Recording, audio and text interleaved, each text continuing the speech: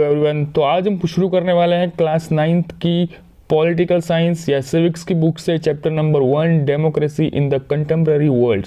अब इसमें दो चीज़ें होंगी।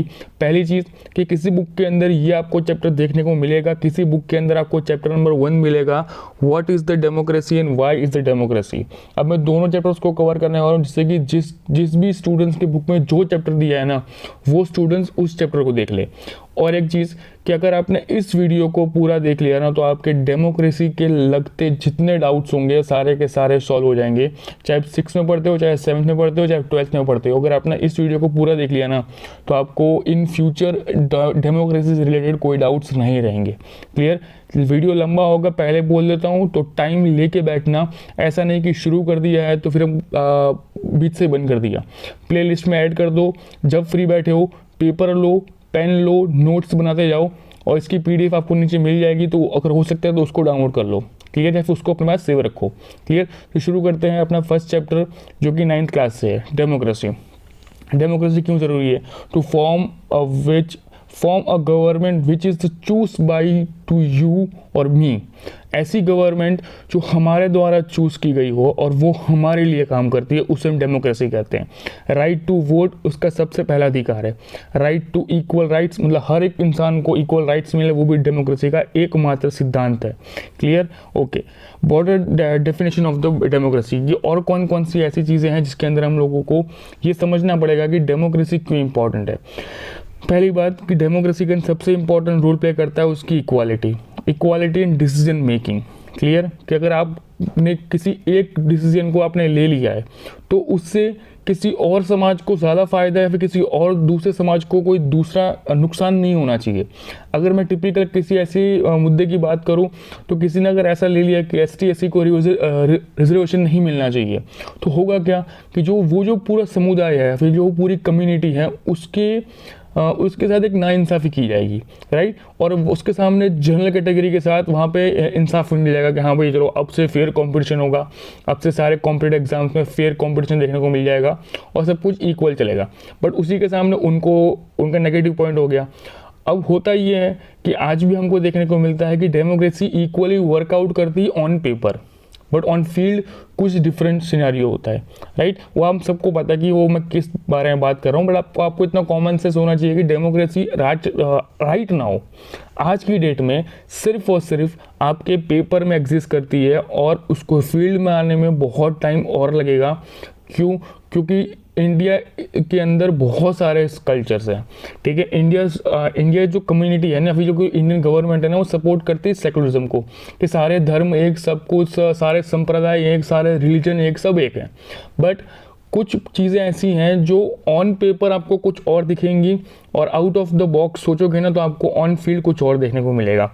तो कहीं ना कहीं डेमोक्रेसी बहुत जगह पे है भी और बहुत जगह पे नहीं भी है। ठीक है? ओके। तो ये कुछ आपका पहला पैराग्राफ में कुछ ऐसी चीज़ें दी हुई हैं। दूसरी चीज़ में दिया हुआ है कि in the countries which is we call the democracy all the people do not rule, a majority is allowed to take the decision. एक बड़ा सा समुदाय होता है, वो डिसीजन लेता है on behalf of the people. ठीक है? And the majority does not rule directly, the majority peoples rule through a elected representative. अब सबको पता है, मैंने आपको स्टार्टिंग में बताया कि आपको 2 राइट्स मिलते हैं। कौन सा? राइट टू वोट्स का। अब जिस कंट्री के अंदर राइट टू वोट्स की सारी की सारी डेफिनेशन दी हुई है ना, उसके अंदर आपको एक चीज़ देखने को मिल जाएंगी कि उन कंट्रीज़ के अंदर आपको एक स्टेबल गवर्नमेंट, या कह लो कि उस गवर्नमेंट के अगेंस्ट में प्रोटेस्ट करना है, फिर गवर्नमेंट के साथ रह के कुछ अच्छे डिसीजंस को वर्कआउट लेना, या फिर उनके ऊपर वर्कआउट्स करवाना, तो वो एक इजी फॉर्म होता है एक अच्छी गवर्नमेंट बनाने के लिए। और उन गवर्नमेंट को कौन क्रिएट करता है? तो उन गवर्नमेंट्स को हम जैसे लोग क्रिएट करते हैं। अब आप पे डिपेंड करता है कि आप किस पार्टी को चॉइस करते हो।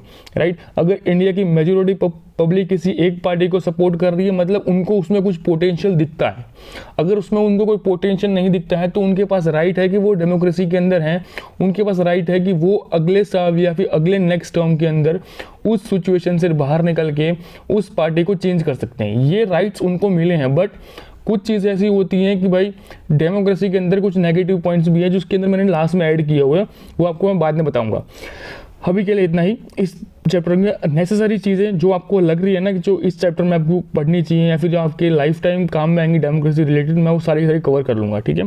बेफालतू में क्या पता अभी बता दूंगा ना तो फिर आपको आगे इंटरेस्टिंग मज़ा नहीं आएगा।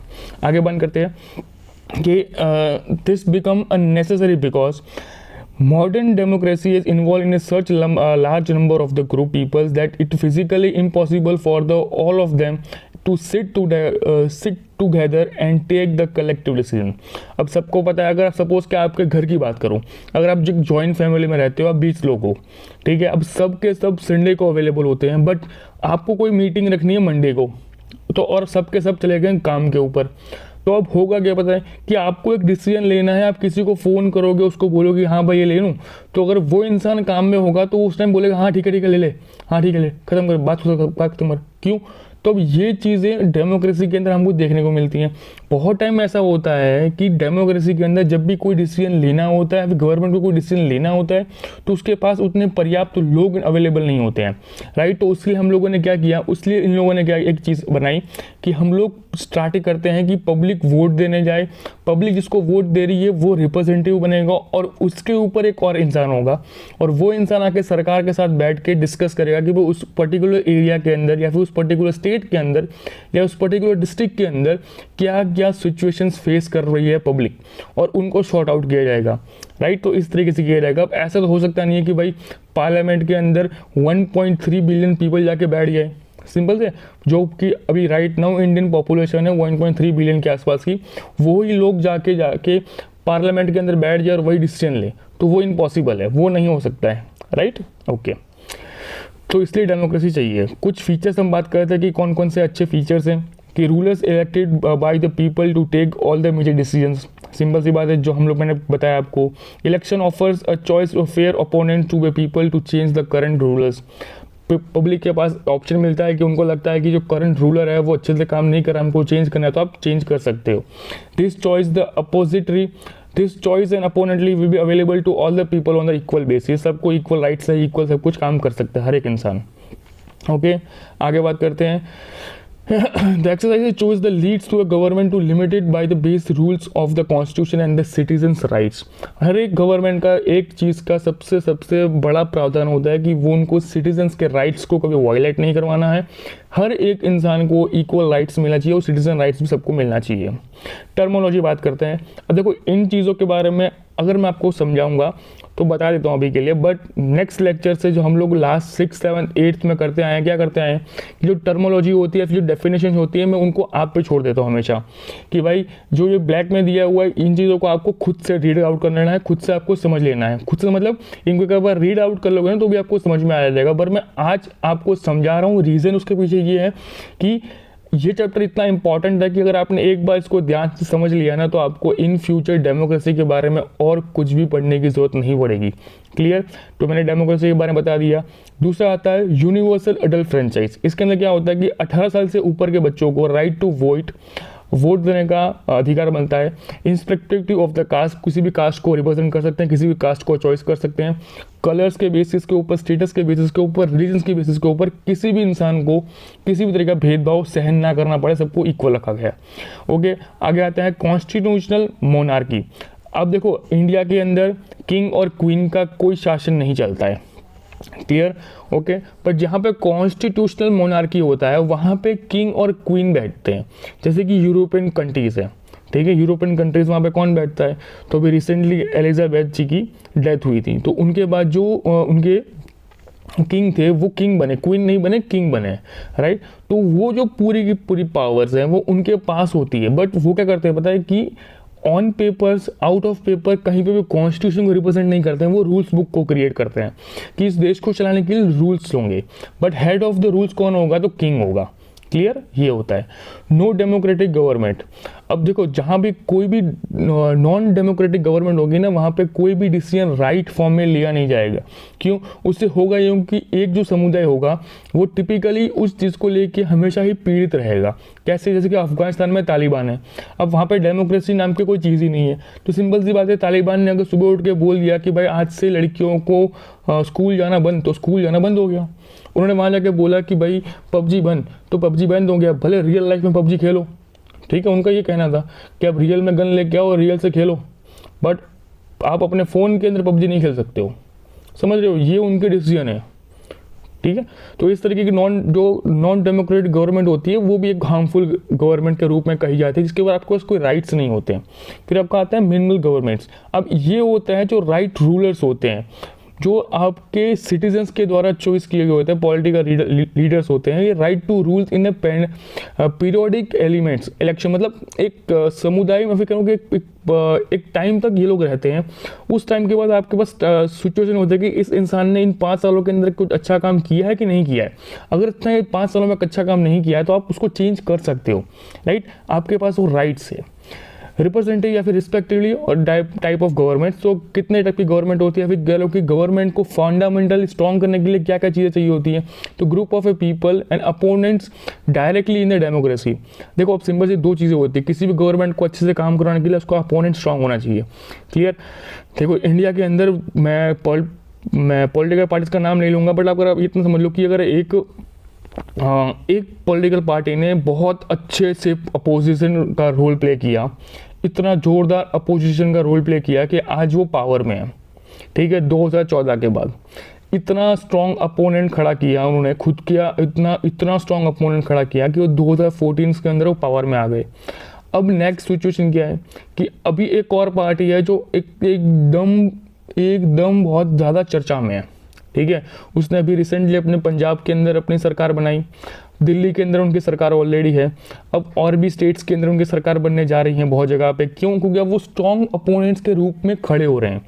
उन्होंने उस लूप होल्स को ढूंढा, उन्होंने उन चीज़ों को ढूंढा है जहाँ पे कोई एक सरकार अपने काम करने में असमर्थ रही है। क्लियर।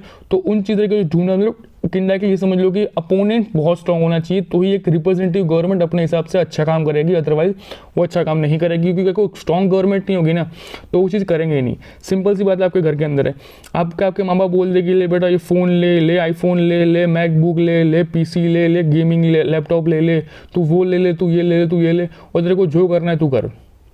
तो आप लिख के देता हूँ कि आप कभी वीडियो देखने के लिए नहीं आओगे, आप इसकी जगह पर कुछ और देखने जाओगे, लिख के देता हूँ। बट अगर उसी जगह पर तुम्हारे माँ बाप तुम्हें रोज़ सुबह शाम बोले कि बेटा पढ़ना पड़ेगा ना 2 लाफे पढ़ेंगे, तो इनडायरेक्टली वो ऑटोमेटिक वो हाथ उठने से पहले आपके हाथ में किताब होगी। मैं लिख के देता हूँ। क्यों? तो आपको पता है कि आपके पास एक अपोनेंट है, आपके पास एक स्ट्रॉन्ग अपोनेंट है जो आपको रोज़ बोलने वाला है। तो आप उससे बचने के लिए आप अपने किताब लोगे और पढ़ने बैठोगे, राइट। तो सेम सिचुएशन देश के अंदर भी है कि अगर स्ट्रॉन्ग अपोनेंट होगा तो कहीं ना कहीं उस जो प्रेजेंट गवर्नमेंट होगी ना उसको अच्छे से काम करना ही पड़ेगा। आगे बात करते हैं करप्शन के बारे में। तो सिंपल सी बात है कि अनफेयर लॉज का रॉन्गली यूज़ करना, कह सकते हैं कि रिश्वत लेना, ऐसा कुछ होता है ना, तो वो सब टिपिकल चीज़ें आपको पता होंगी, मुझे वो तो बताने की जरूरत नहीं है। करप्शन के ऊपर एक अच्छे से अलग डिटेल से वीडियो आने वाला है, टेंशन मतलब बहुत जल्दी वीडियो लेकर आने वाला हूँ मैं, जिसमें आपको बताऊंगी किस डिपार्टमेंट के अंदर किस तरीके से करप्शन किया जाता है, मतलब किया जाता है इन द सेंस कि किस जगह पर करप्शन होता है, किस तरीके से होता है, कितने लोग उसके अंदर एक चीज़ के अंदर इन्वॉल्व होते हैं। क्लियर। आगे बात करते हैं पॉवर्टी बारे में। पॉवर्टी क्या होती है?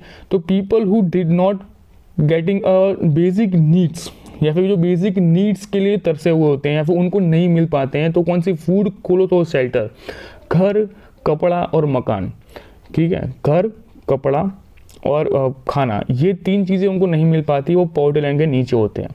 अकाउंटेबल गवर्नमेंट, मतलब कोई भी गवर्नमेंट होती है वो रिस्पॉन्सिबल होती है कि अपने पीपल्स के द्वारा जो उनके द्वारा चॉइस किए गए लोग हैं ना वो अच्छे से काम करें। क्लियर। आगे बात करते हैं डिक्टेटरशिप।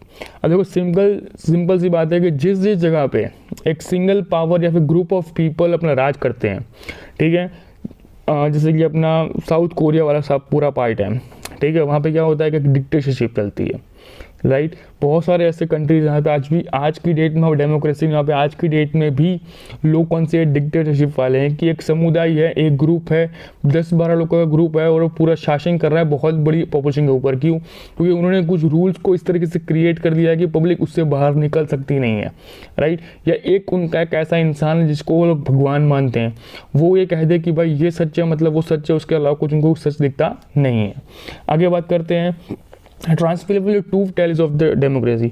अब आपको मैं ना 2 एक ऐसी स्टोरी बताने वाला हूँ जो रियल इंसिडेंट्स है, जिसमें आपको समझ में आ जाएगा कि डेमोक्रेसी क्यों ज़रूरी है। पहली बात तो चिली के बारे में बात करते हैं। चिली है कहाँ, तो जियो लोकेशन उसकी ये देख लो कहाँ पे है, तो साउथ अमेरिका के चिली इस साइड पे आता है, ठीक है, यहाँ पे चिली है, क्लियर, याद रहेगा। ट्रॉपिक ऑफ कैप्रिकॉर्न्स के भी नीचे है, क्लियर, और साउथ पैसिफिक ओशन के किनारे का पूरा पार्ट है, ओके। दूसरी चीज़, साउथ अमेरिका का ये पार्ट है ना, इसमें बहुत चीज़ें कांड हुई थी, मतलब कांड तो कह लो कि इतना कुछ हो चुका था इस एरिया के अंदर कि डेमोक्रेसी का रियल एग्जाम्पल हमको यहाँ से ही देखने को मिला, ठीक है। और आपके बुक के अंदर भी चैप्टर के अंदर जो आपको एग्जाम्पल मिला है वहीं से मिला है।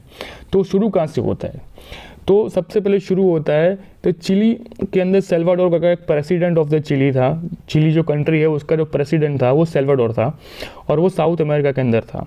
अब होता ये है कि उसने एक पार्टी को रिफॉर्म किया, उसने एक socialist party of the Chile को रिफॉर्म किया, बनाया, ठीक है। और वो उसने बनाया 1970 के आसपास में उसने रिफॉर्म किया और उसी साल वो लोग जीत चुके थे, क्लियर, ओके।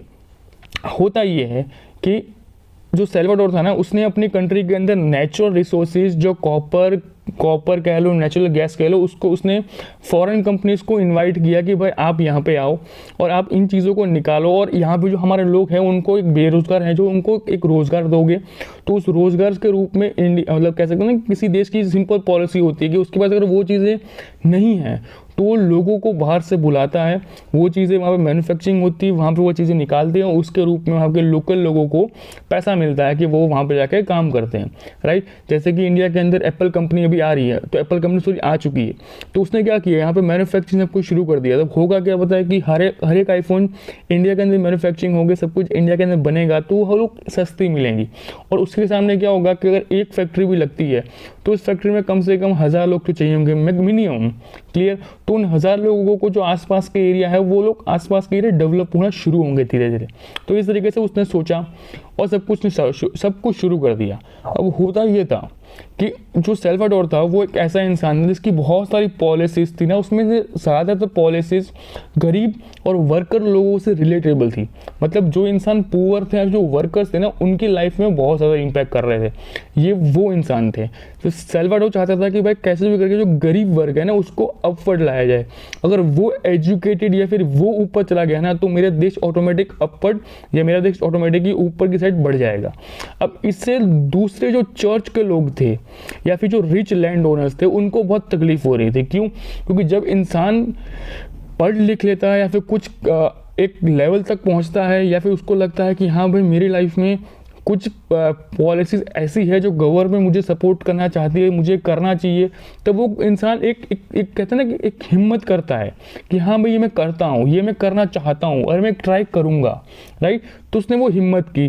तो उससे होता क्या था कि जो चर्च वाले थे जो अपना धार्मिक पूरा का पूरा सब कुछ अच्छी गंदी चीज़ें अच्छी चीज़ें फैला रहे थे, या जो लैंड ओनर्स थे जिनके पास बेरोजगारी के कारण लोग वहाँ पे उसके पास बल्क में थे, मतलब वो चाहता था, जो बड़े बड़े लैंड ओनर्स थे वो क्या करते थे कि एक इंसान एक जो पैसा सपोज के अगर उसको मिलता है 1 रुपये में एक इंसान मिलता है, तो वो क्या करता था, वो 1 रुपये के अंदर 10 इंसान रखता था। क्यों? क्योंकि उसको पता था कि भाई इस देश के अंदर बेरोजगारी कुछ ज़्यादा ही लेवल पे है, तो मैं 1 रुपये में 10 इंसान को रखूंगा और 10 के पास से 100 लोगों का काम कराऊंगा। उससे होगा या कि मेरा काम भी बन जाएगा और उनको पैसे मिल जाएगा। बट कुछ पॉलिसीज ऐसी आई जिसके अंदर उसमें कन्फर्म लिखा था कि एक इंसान को आपको इतने पैसे देने ही देने हैं, चाहे कुछ भी करो, राइट। तो इस तरीके से उनके ऊपर बहुत ज़्यादा प्रेशर बना और गवर्नमेंट भी बहुत भी ज़्यादा स्टेबल नहीं रह पा रही थी। क्यों? क्योंकि कुछ पार्टीज़ के कारण, कुछ उसके अंदर के ही लोग थे उनके कारण, और उनका अपोनेंट था वो सब एक होना शुरू हो गए धीरे धीरे। अब होता है 1973 में मिलिट्री कोलैप्स। अब यहाँ पे मिलिट्री के पास पावर्स थी कि वो कुछ भी कर सकते हैं, मतलब उनके पास जो कुछ भी सत्ता थी उसका वो उन लोगों ने किस तरीके से दुरुपयोग किया ना, उसका रिफॉर्म या फिर उसका परफेक्ट एग्जाम्पल यहाँ पे है।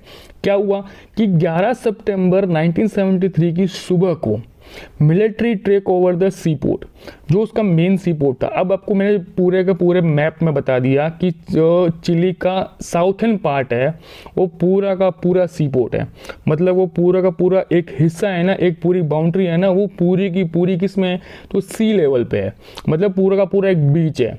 अब आप सपोज कर लो कि अगर आप एक पूरे पार्ट को, मतलब एक देश के पूरे पार्ट को, मैं आपको बोलता हूँ कश्मीर से लेकर कन्याकुमारी और यहाँ पे गुजरात, ये पूरा पार्ट पार्ट एक हो जाए। जस्ट इमेजिन करके देखो कि कन्याकुमारी से लेके ऊपर कश्मीर और यहाँ पे गुजरात और उसके बाद फिर से कन्याकुमारी, तो ये पूरा का पूरा ट्रायंगल बनाना, वो ट्रायंगल एक साइड हो जाए तो होगा क्या, तो पूरा आधा से ज़्यादा पूरा देश चला गया। तो चिली ने भी वही किया। जो उसका मिनिस्टर, जो उसका मिलिट्री टेक ओवर था ना, उस इंसान ने क्या किया, सबसे पहले पूरे के पूरे चिली के सी पोस्ट को स्टार्टिंग से लेके एंडिंग तक के पूरे पोर्ट को कब्जा कर लिया। क्लियर हो। और वो इंसान क्या था, उसके बाद उसने क्या किया, उसने किया कि डिफेंस मिनिस्टर को अरेस्ट करवा लिया। मतलब कुछ भी तरीके से कुछ भी ना कर पाए, इसलिए सबसे पहले क्या किया, सुबह उठ के सबसे पहले सी पोर्ट को टेक ओवर किया, डिफेंस मिनिस्टर को अरेस्ट किया जब वो अपने ऑफिस की तरफ जा रहा था। फिर मिलिट्री कमांडर ने उसने प्रेसिडेंट को कहा कि तुम रिज़ाइन कर दो या फिर तुम कंट्री छोड़ दो। तो सेल्वाडोर ने दोनों में से कोई चीज़ नहीं की। सेल्वाडोर ने ना रिज़ाइन दिया ना कंट्री छोड़ी, कुछ नहीं किया। और इन एटलास होता क्या है कि जो उसका मिलिट्री टेक ओवर का जो इंसान था, जो प्रेसिडेंट था, मतलब जिसने इंसान ने वो टेक ओवर किया था, जिस मिलिट्री ने टेक ओवर किया था, उसके जो कमांडर ने क्या किया, कमांडर ने चुपचाप जाके सुबह उसके घर के ऊपर शांति से बमबारी शुरू कर दिया। उस बमबारी के अंदर इतने बम मारे कि सेल्वाडोर की लाश तक नहीं मिली थी, इतने लोग मारे गए। ठीक है, उसके अंदर उसकी फैमिली जो कुछ भी था पूरी की पूरी बिल्डिंग को उड़ा दिया और सेल्वाडोर को अंदर ही अंदर मार डाला। क्लियर। तो मिलिट्री का अटैक हुआ और सेल्वाडोर मारा गया, मतलब जो उनके प्रेसिडेंट थे वो मारे गए। होता क्या है कि उसके अगले दिन गवर्नमेंट ने कुछ बोला, कुछ नहीं किया। मिलिट्री के अंदर जो ये भाई साहब दिख रहे हैं ना आपको, ये जो आपको साइड में ये सलूट मारते हुए इंसान दिख रहे होंगे अभी एक आपको, तो इनका नाम था जनरल ऑगस्टिन पिनोस। यही इंसान थे जिसने पूरी की पूरी मिलिट्री को लीड किया था। और इसी इंसान ने पहली बार ये हुआ कि इस इंसान ने उस चिली के अंदर सबसे पहले टेक ओवर करके 17 सालों के अंदर सबसे पहले प्रेसिडेंट वही बना। क्लियर। और इसका प्रेसिडेंट बनने का मकसद था, आप समझो, अब जस्ट इमेजिन करो, जो इंसान लड़ मार के काट मार के प्रेसिडेंट बन रहा है, तो अब उस इंसान का पर्सपेक्टिव आगे ज़िंदगी को लेके या फिर फ्यूचर को लेके, देश को लेके क्या हो सकता है, राइट। जिस देश के अंदर डेमोक्रेसी नहीं है, समझ रहे हो आप, इस देश के अंदर डेमोक्रेसी थी ही नहीं। ओके। अब होता ये है कि government is elected by the people who has overthrow by the military through and conspiracy of the violence. General Augustin Pinochet has been lead the coup. जो पिनोटिन था, जो ऑगस्टिन था, वो become the president of the country and rule for the next 17 years. शासन किया, तानाशाही था, dictatorship था इंसान। ये मैंने आपको डिक्टेटरशिप के बारे में एक चीज़ बताई थी। अब क्या होता है, तो from the government elected by the people the power shifted to the military officers.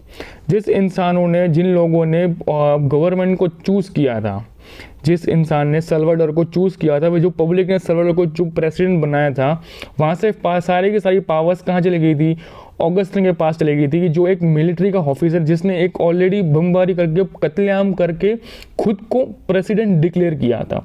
अब होता ये है कि उससे यूएस गवर्नमेंट बहुत ज़्यादा अनहैप्पी होती है। अब वो सब कुछ कहाँ पे, साउथ अमेरिका के अंदर है। क्लियर। तो नॉर्थ अमेरिका, साउथ अमेरिका, कहीं ना कहीं सब कुछ सारा का सारा कंट्रोल किसके अंडर आ जाता है, यूएस गवर्नमेंट के अंदर।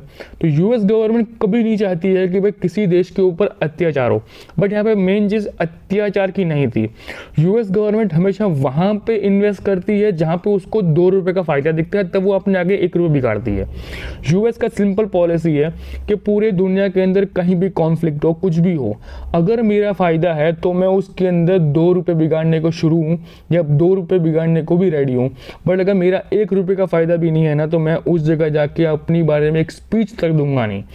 ऐसे बहुत जगह ऐसी हुई हैं, यूएस गवर्नमेंट ने कभी इंटरफेयर नहीं किया। जब वो देखती है कि यहाँ पे ये चीज़ें गंदी हो रही है, यहाँ पे हम बहुत कुछ कर सकते हैं। रिसेंटली एग्जांपल है, अफगानिस्तान के अंदर तालिबान ने टेक ओवर कर लिया, सरकार को रातों रात गिरा दिया। जिसका प्रेसिडेंट था, उस प्रेसिडेंट को रातों रात निकालना पड़ा, अपना देश छोड़ना पड़ा, और उस प्रेसिडेंट ने भाग के किसी और यूरोपियन कंट्रीज में जाके टैक्सी ड्राइवर की नौकरी कर रहा है, जो समझ रहे हो।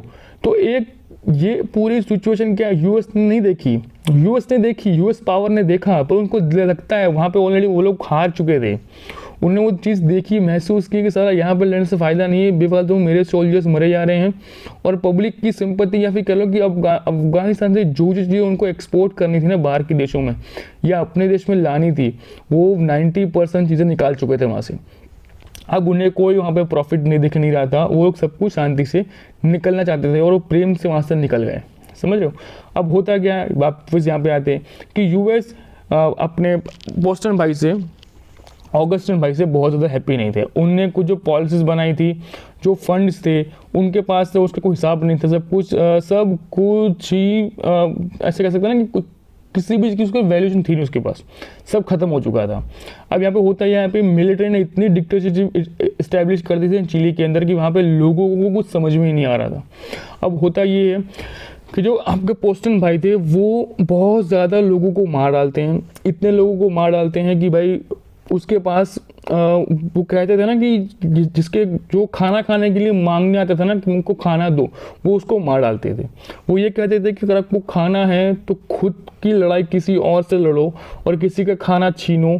लिमिटेड लोग रहने चाहिए इस देश के अंदर, वो लोग ही इस देश के अंदर रहेंगे जो जिनके पास रहने की काबिलियत है, और अगर आपको रहना है तो आपको मिलिट्री में ज्वाइन होना पड़ेगा कंपलसरी, क्लियर। अब ये रिकॉर्ड्स कहते हैं कि more than 3000 peoples will be killed और many of the missing.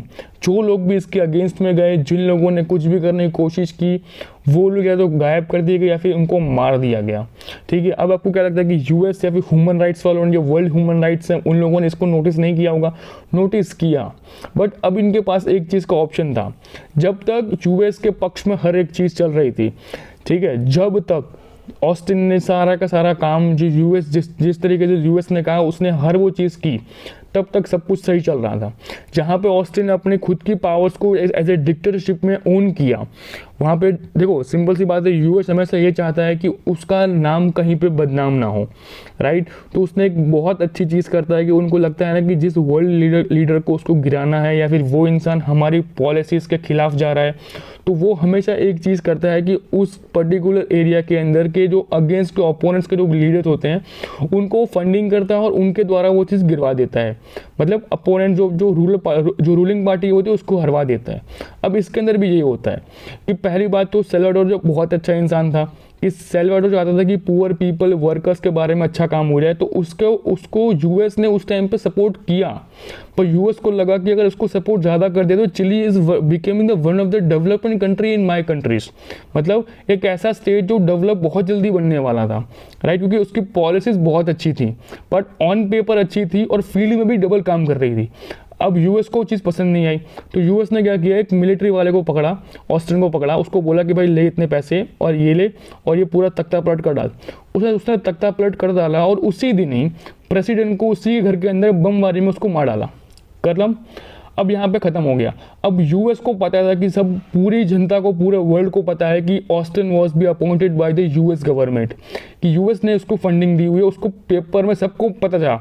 The times of India तक छाप दिया था कि यूएस की फंडिंग के कारण ही ऑस्टिन प्रेसिडेंट बना है। अब उनको लग रहा है कि भाई अब यूएस बदनाम हो रहा है, तो अब क्या कर रहे हैं वो लोग, तो अब यहाँ पे उन लोगों ने एक नया कैंपेन शुरू किया।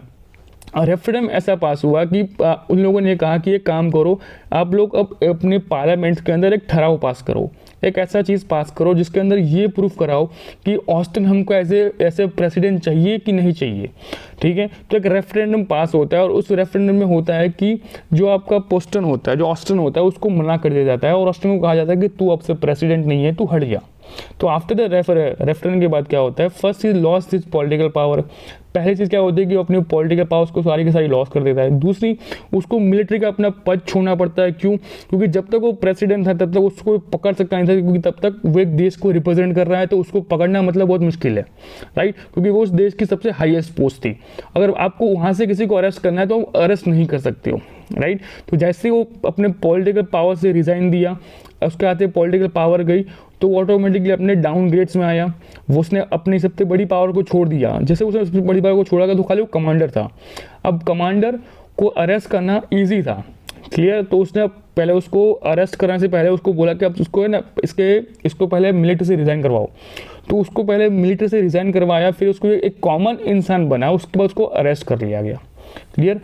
अब आता है कि restore in the chillies freedom, मतलब अब जो पॉलिटिकल फ्रीडम्स थी वो रिस्टोर किस तरीके से हुई, ठीक है। तो फोर डिफरेंट पार्टीज थी, उन लोगों ने इलेक्शन लड़ना शुरू किया और उनमें से एक पार्टी को सबसे ज़्यादा वोट्स मिले और उसी ने सबसे ज़्यादा जीत हासिल की। जो फर्स्ट जो वुमेन थी वो कौन थी? तो ये तो थी वो जनरल वैक्सीन की जो डॉक्टर थी, ये सबसे पहले प्रेसिडेंट बनी थी मिशेल बैचलेट।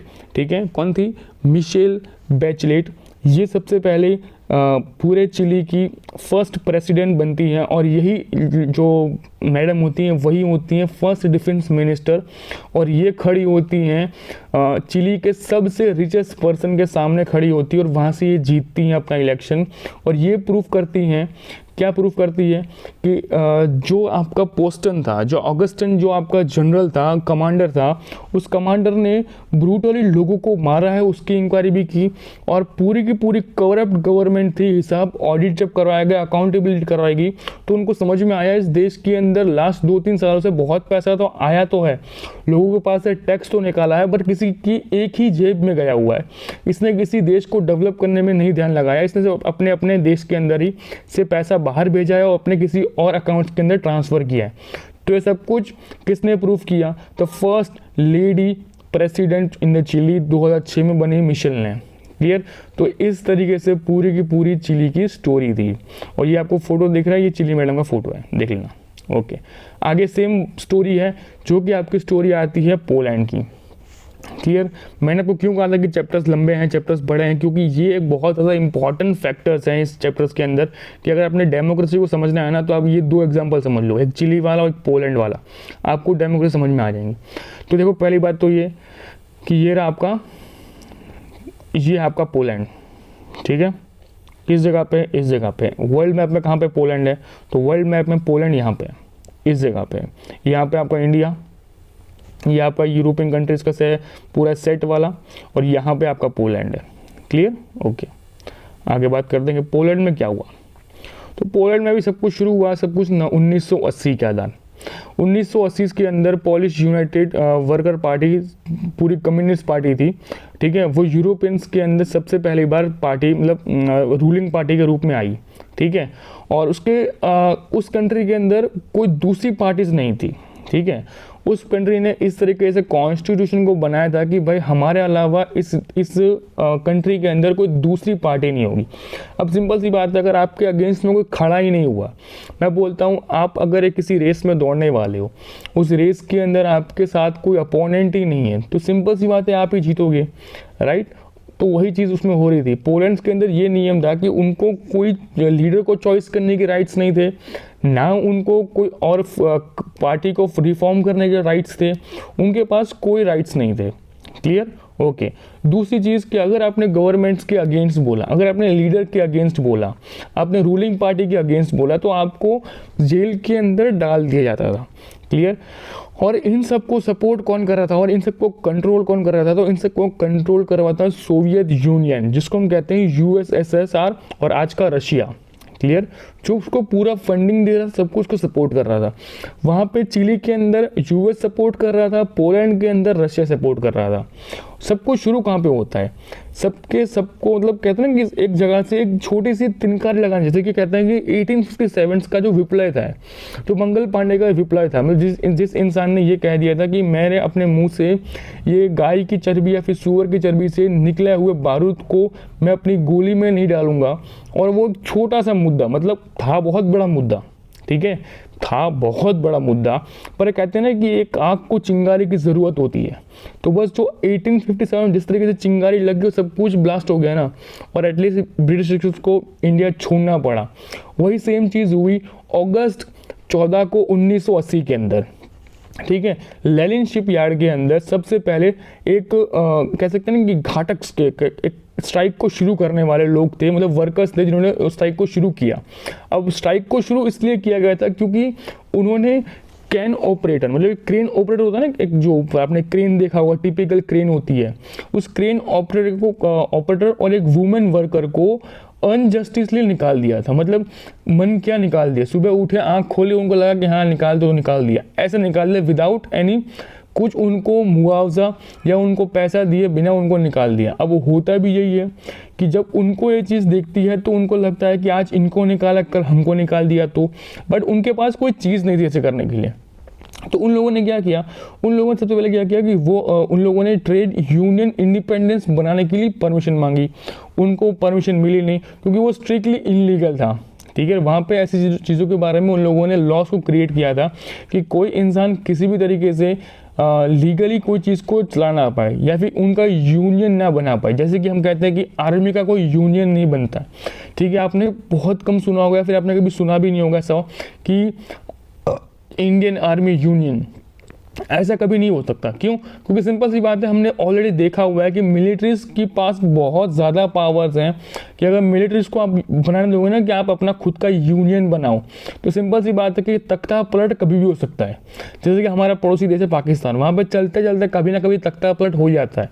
जैसे वहाँ तो उस देश की बात करना ही बेकार है, उस देश के बारे में छोड़ दो, क्या बात करनी, छान दो, फालतू देश है, ठीक है।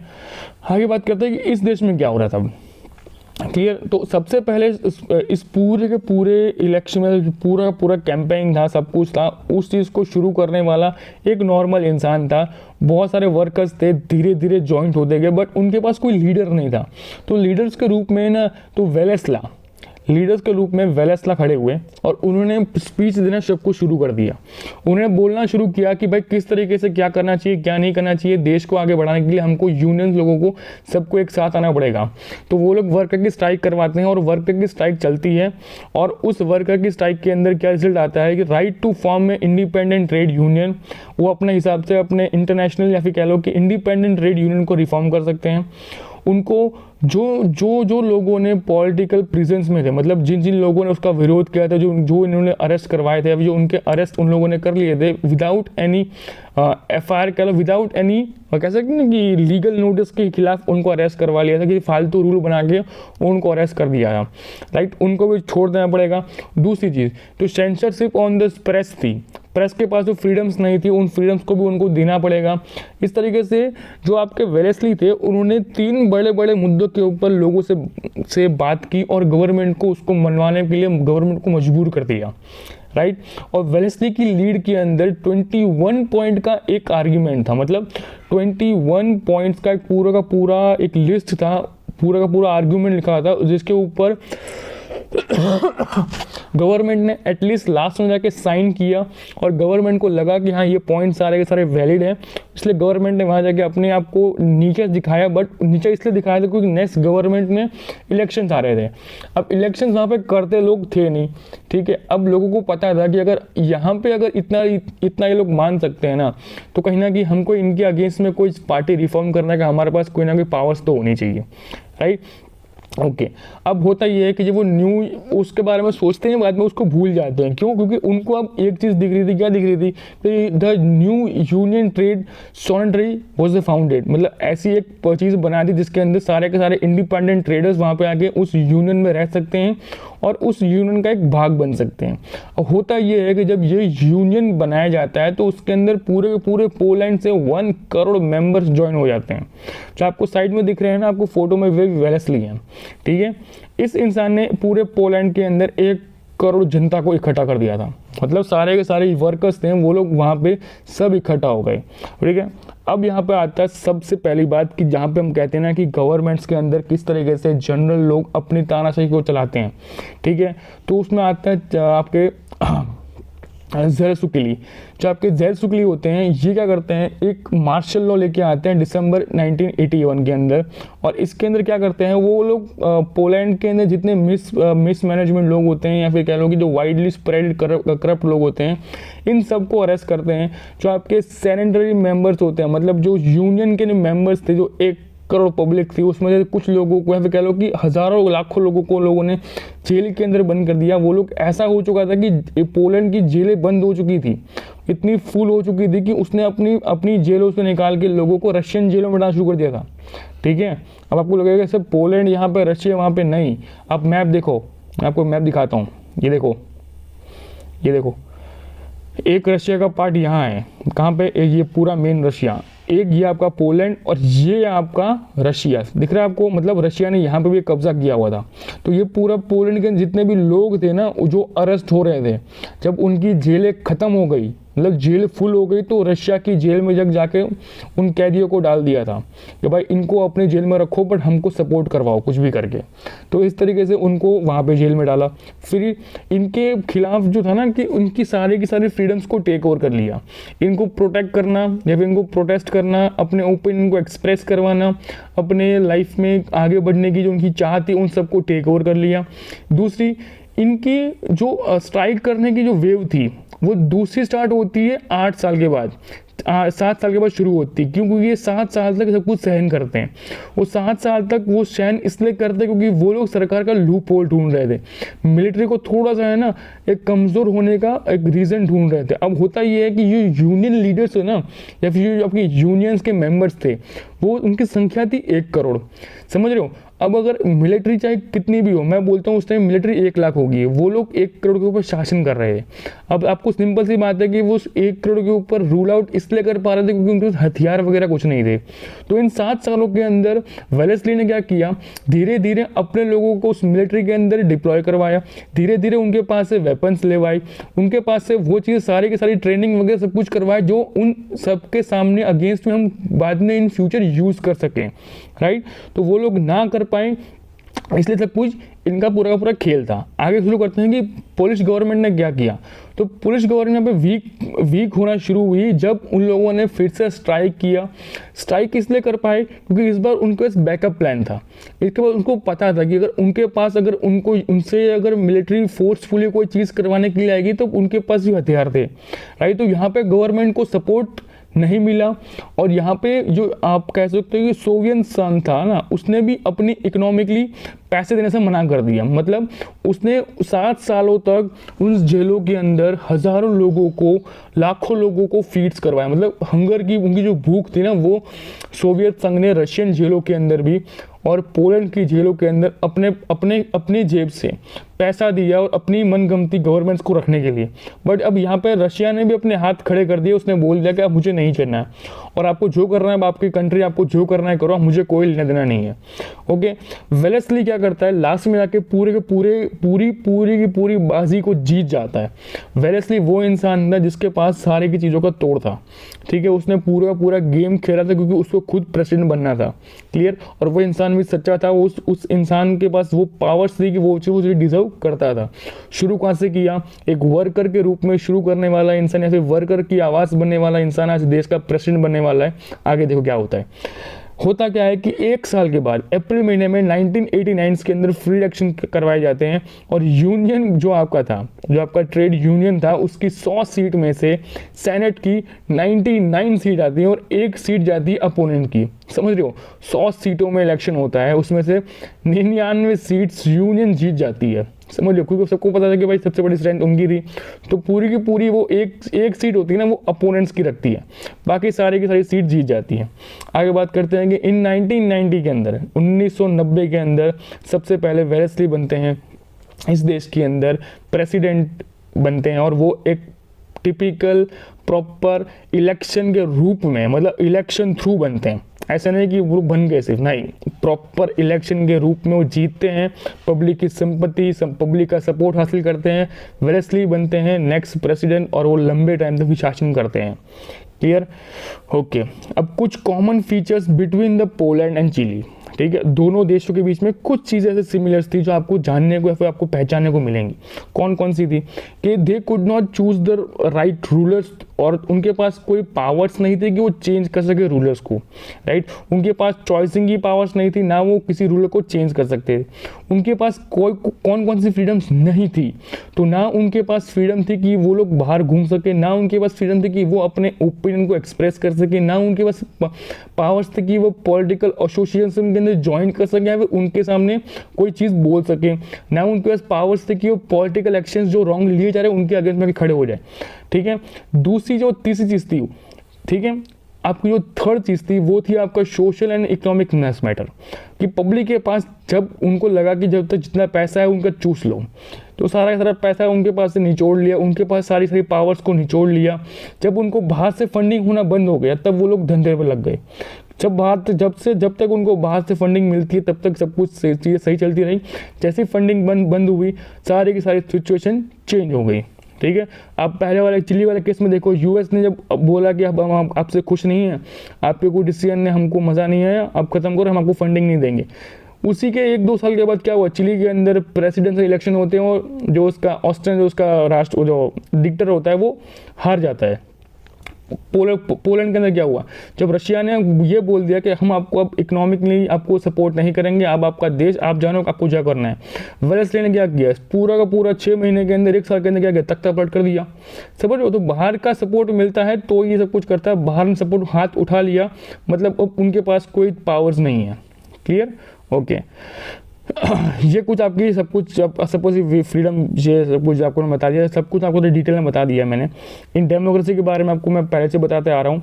आगे बात करते हैं जस्टिफिकेशन अगेंस्ट डेमोक्रेसी, कि डेमोक्रेसी के कुछ लूप होल्स भी है। कौन कौन से, कि leader keep changing in democracy, they lead instability, मतलब कुछ लीडर ऐसे होते हैं जो अच्छा काम करने जाते हैं, उनकी जो पॉलिसीज होती हैं वो 5 साल 10 साल के बाद दिखती है, राइट। कुछ चीज़ें ऐसी होती है सरकार के अंदर जो टिपिकल ऐसी चीज़ें होती हैं कि जो उनको 2-3 साल के बाद रिजल्ट निकाल के देती हैं, बट तब तक में उनकी सरकार गिर चुकी होती है। तो जो नई गवर्नमेंट आती है वो उस चीज़ को फ़ायदा उठा के उसको बोलती है कि देखो ये चीज़ हमने करवाई है, ये हमने करवाई है, like that, right.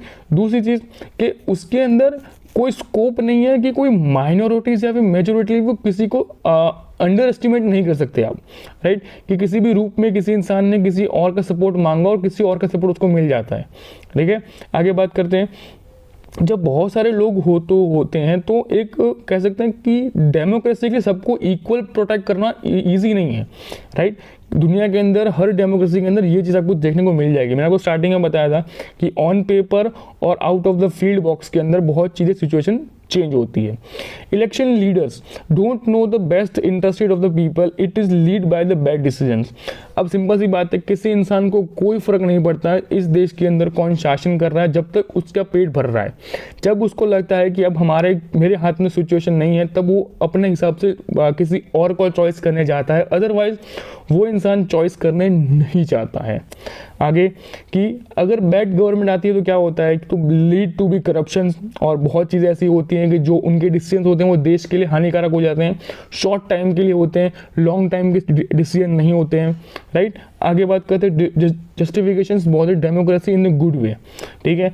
Improve the quality of the decision making, citizenship को और अच्छे से इम्प्रूव करना चाहिए। डेमोक्रेसी को अपने डिसीजंस या फिर कॉन्फ्लिक्ट्स को अच्छे से हैंडल करना चाहिए। प्रोटेक्ट कोई इंसान प्रोटेस्ट कर रहा है तो उसको किस तरीके से टैकल करना है वो उसको आना चाहिए, ठीक है। चेंजिंग द जो उनकी गलतियां हैं, जो उन्होंने गलतियां कर रहे हैं उनको अलाउड करो, उनमें से सीखो, उनमें से कोई नए डिसीजंस को लेने की कोशिश करो, जिससे कि वो बेटर गवर्नमेंट को रिफॉर्म कर सकें और एक कैसे नहीं अकाउंटेबल गवर्नमेंट में आ सकें, कि किस तरीके से इतने बड़े देश के अंदर किस तरीके इतने लोगों को संभाल के रखना, क्या करना, किस तरीके से करना, ये सब कुछ इनके हाथ में आता है। आगे बात करते थे changing map of democracy. Some countries like the Britain is already democratic in the 900s, ठीक है। 1900s के अंदर वो लोग ऑलरेडी डेमोक्रेटिक कंट्रीज बन चुके थे। Some become the democratic in the 1950s। India 50 साल के बाद बना, फिर भी ब्रिटेन से आगे है। Clear. Democracy expand rapidly between the 17 and 2000। 75 से लेके 2000 के बीच में रैपिडली बहुत ज़्यादा ग्रो हुआ था। End of the colonialism. African Asian countries के अंदर यूरोपियन नेशन का बहुत बड़ा दबदबा था। सबको पता है कि हमारे ऊपर ब्रिटिशर्स ने बहुत ज़्यादा राज किया, तो हमारे एक के ऊपर नहीं था, वो एशियन कंट्रीज़ के ऊपर बहुत ज़्यादा था। एशियन अफ्रीकन कंट्रीज़ के ऊपर उन लोगों ने बहुत ज़्यादा शासन किया था। तो इन सब का सब कुछ निकल गया। इनकी जो पूरी कॉलोनिज्म थी, मतलब इनका जो दबदबा था, सब कुछ हटा दिया गया इनडायरेक्टली। और ये सब कुछ इन लोगों ने कब हारा, तो सेकेंड वर्ल्ड वॉर के बाद इन लोगों के बाद इनके ऊपर बहुत प्रेशर था, क्योंकि इनको खुद का देश भी संभालना था, इनको दूसरों के देश भी संभालने थे।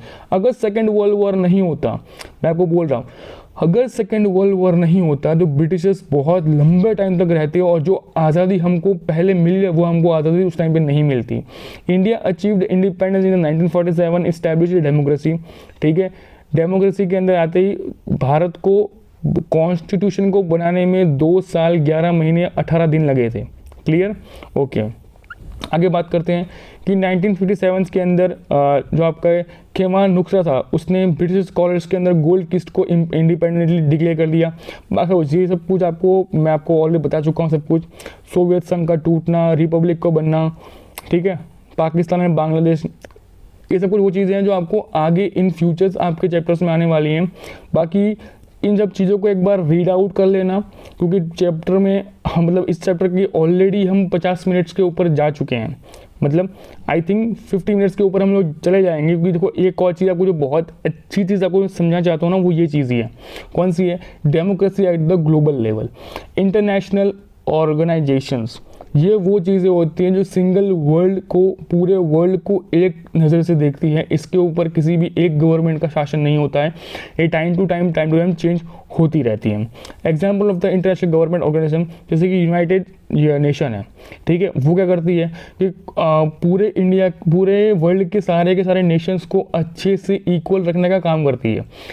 लॉ के हिसाब से, सिक्योरिटी के हिसाब से, उनके इकोनॉमिक डेवलपमेंट या फिर सोशल इक्वलिटी को एक नज़र से देखती है, और किसी भी देश के अंदर इन चीज़ों के अंदर से कोई भी चीज़ बढ़नी या फिर घटनी, कह सकते हैं कि इनइक्वालिटी नहीं मिलनी चाहिए किसी देश को, ठीक है। United nation has 6 main organisations, कौन कौन सी है? तो general assembly, the security council, the international court of justice, the secretaries, the economic development council, और लास्ट आता है आपका ट्रस्टशिप काउंसिल। ये आपका कुछ 6 मेन बॉडीज हैं यूनाइटेड नेशन की जो वर्कआउट करती। United nation success achieve a primary object in the preventing a large scale of Wars in many areas. United Nations ने ना बहुत अच्छी काम ये किया है कि उसने बहुत ज़्यादा देशों के अंदर वॉर को होने से बचाया है, वॉर ना हो उसका बहुत ज़्यादा ध्यान रखा, और उसमें सक्सेसफुली उन लोगों ने अपनी चीज़ें उन्होंने इम्प्रूवमेंट करवाई हैं, ठीक है। और 17 टाइप्स की, याद रखना, और कितनी 17 टाइप्स की और स्पेशल एजेंसीज है जो आपकी यूनाइटेड नेशंस के अंदर आती है। नीचे आपको फ़ोटो मिल जाएगा, उस फोटो को देख लेना और उसको एक बार रीड आउट कर लेना, जिससे उसका एक स्क्रीनशॉट अपने फ़ोन में रख लेना, ठीक है। बहुत इंपॉर्टेंट फ़ोटोज़ हैं जिसमें, ठीक है, आपको उनसे मिल जाएंगी।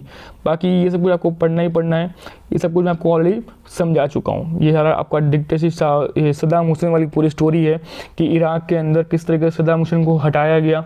अमेरिका को मेन मकसद था अमेरिका के भाई उसको ये था कि जो ईरान के अंदर पेट्रोल है ना वो चाहिए था उसको, और सऊदी हुसैन था, जब तक सद्दाम हुसैन वहाँ पे रहता तब तक वो उसको मिल नहीं पाता।